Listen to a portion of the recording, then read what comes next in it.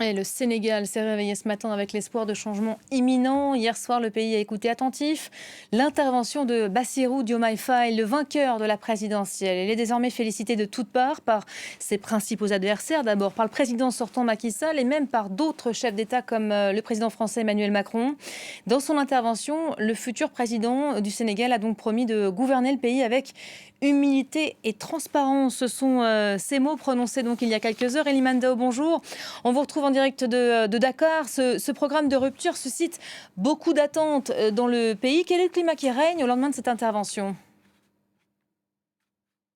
Écoutez, un climat détendu. Les Sénégalais ont tourné une page, clairement, la page des 12 ans au pouvoir du président Macky Sall et en ont ouvert une autre, celle de ce nouveau mandat de 5 ans attribué, à Bassirou Diomaye Faye, avec beaucoup d'attentes, des attentes notamment sur le secteur de l'emploi. Ils ont été nombreux, les jeunes qui ont voté pour Bassirou Diomaye Faye, et s'attendent à ce que des emplois soient créés pour qu'ils puissent réussir, comme disent-ils, ici au Sénégal. Des attentes également sur le coût de la vie. Le Sénégal, particulièrement sa capitale, Dakar, font partie des villes un peu les plus chères de ce continent.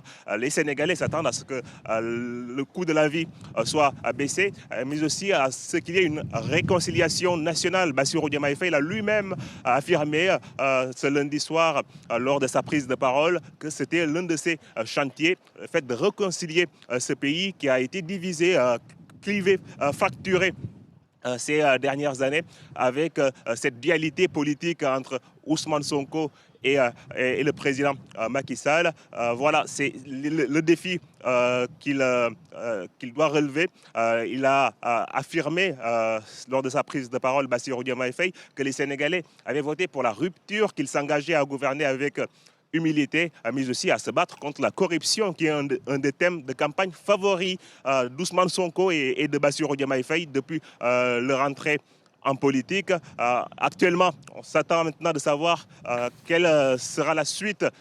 Il doit être intronisé président de la République par le Conseil constitutionnel, mais cela après la publication des résultats officielle par la Commission nationale, car le compte à rebours est lancé. Le mandat du président Macky Sall se termine le 2 avril. Il faudrait que Bassirou Diomaye Faye soit installé dans ses fonctions avant cette date pour qu'il puisse, dès le 3 avril, faire ce discours, le discours du 3 avril, qui est un discours traditionnel des présidents au Sénégal avant la fête nationale, le 4 avril, qui va certainement marquer l'ouverture de cette nouvelle page de l'histoire politique du Sénégal.